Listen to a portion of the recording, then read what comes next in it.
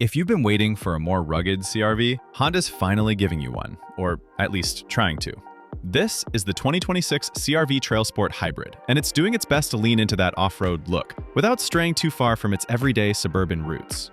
So if you're wondering whether the TrailSport is all show or actually brings something new to the table, you're in the right place. Let's start with what stands out. The TrailSport definitely looks tougher. You get black window trim, blacked out badges, black door handles, a black headliner, and new 18-inch wheels wrapped in Continental all-terrain tires. That extra tread does give it a more planted, confident stance. But if you're expecting actual trail hardware, there's no skid plates, no lifted suspension, and still no spare tire. For a trim called TrailSport, you'd think a few of those would be standard. Now, yes, the hybrid battery takes up rear space, but still, Honda could have come up with something: a swing-out tire carrier, an underfloor tray, anything to show this is more than just a styling exercise. Inside, it's a mix of function and missed opportunities. No leather or leatherette, like in the bigger siblings, the Passport or Pilot TrailSport. Here, it's cloth only. But it's stitched with orange accents, including on the steering wheel and door panels.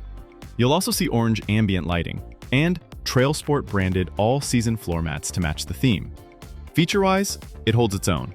You get heated front seats, dual-zone climate control, a moonroof, remote engine start, wireless charging, and a 9-inch touchscreen with wireless Apple CarPlay and Android Auto.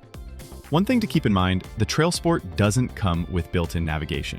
You can still use Google Maps, Waze, or Apple Maps through Android Auto or Apple CarPlay, but those directions won't show up in the instrument cluster. They'll only display on the main screen.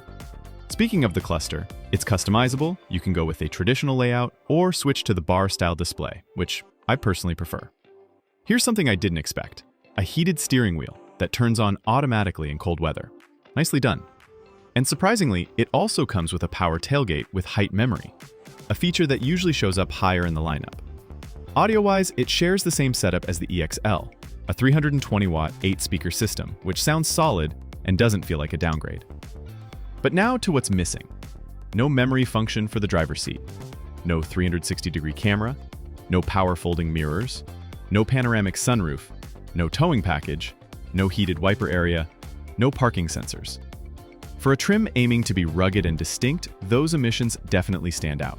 Also, like all 2026 CR-Vs, Sirius XM is gone, but you can still stream music and radio through your phone using CarPlay or Android Auto.